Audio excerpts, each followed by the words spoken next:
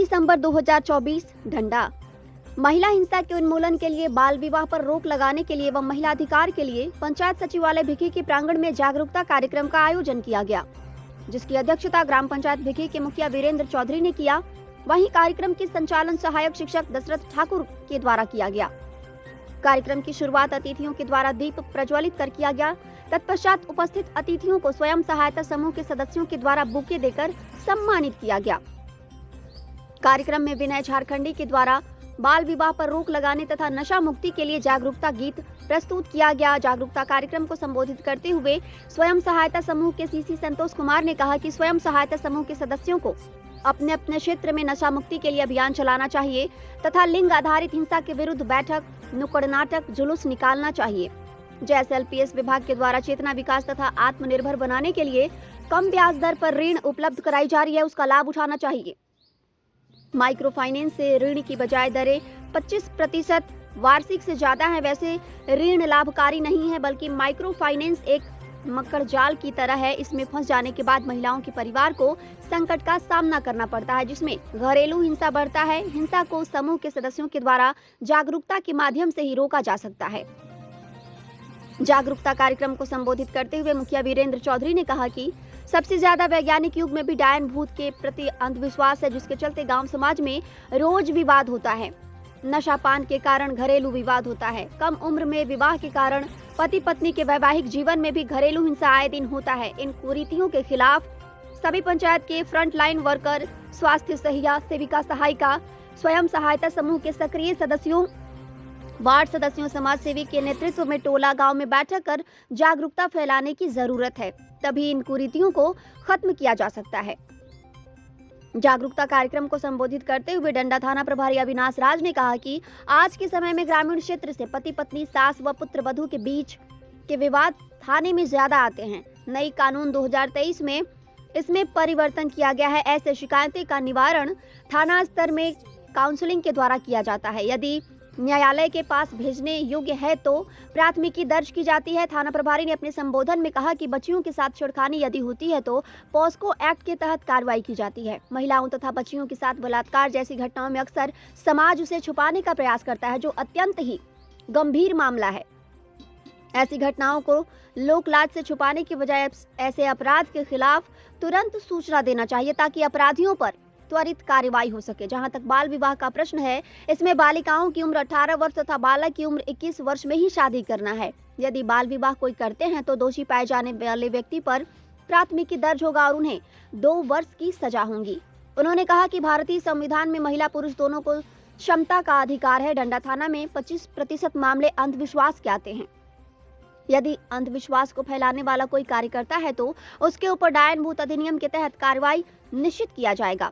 इस मौके पर अंबिका चौधरी, अर्जुन चौधरी, सरोज देवी, मालती कुमारी, सिंधु देवी, सुभद्रा देवी, नरेश चौधरी, विक्रम चौधरी, शिक्षक दशरथ ठाकुर, वार्ड सदस्य संतु चौधरी, गिरजा कुंवर, सोनवा कुंवर, प्रकाश चौधरी, उप मुखिया अनीता देवी, माया देवी, स्वयं सेवक लालसा देवी, छठू चौधरी, नरेश चौधरी, सेविका देवती देवी, चंद्रावती देवी, सरिता देवी ने अपने विचार व्यक्त किए। इस अवसर पर आंगनबाड़ी सेविका देवंती देवी, अनीता देवी, विमला देवी, चंद्रावती देवी, प्रभा देवी, सरिता देवी, मनीता देवी, बसंती देवी, बिंदा देवी, सुभद्रा देवी, गीता देवी, मनीता देवी, बबीता देवी, रीता देवी, दुलारी देवी सहित सैकड़ों महिला पुरुष शामिल थे। Bureau report, Garhwa. आप हमें हमेशा सुनते रहे हैं और जो सरकार के स्तर से जो जन कल्याण की योजनाएं आती है वो आप तक हम पूरी कोशिश करते हैं कि उसकी सूचना आप तक पहुंचे और आप उसका बेनिफिट लें, आप उसका लाभ लें। तो हमारी आपकी हमेशा बात होती रहेगी। क्योंकि समय काफी हो गया है, इसलिए बगैर देर किए मैं चाहूंगा कि हमारे बीच जो समय निकाल करके, सुबह में ही बड़ा बाबू से बात हुआ था हमारा, क्योंकि इनका भी जिला में वर्कशॉप था। बीडीओ साहब को इस कार्यक्रम में बतौर उद्घाटनकर्ता आना था, उनकी तबीयत खराब थी, तो निश्चित तौर पे बीडीओ साहब भी फोन किए, अस्वस्थता की वजह से वो भी नहीं आ पाए। लेकिन अंतिम समय तक बड़ा बाबू बोले कि नहीं मैं आऊंगा और आपके बीच उपस्थित है। तो खास करके जो महिलाओं के खिलाफ हिंसा जो होती है दूसरे व्यक्ति को प्रभावित कर सकते हैं। ये इसको आप पहले समझिए। कुछ लोगों के अंदर जो भ्रांतियां फैली हुई है, कुछ लोग जो ये सोचते हैं कि मेरे घर का जो स्थिति खराब है, मेरे घर में जो आज इतना बड़ा समस्या उत्पन्न हो रहा है, इसका देन कोई और महिला है, ये सोचना ही अपराध है।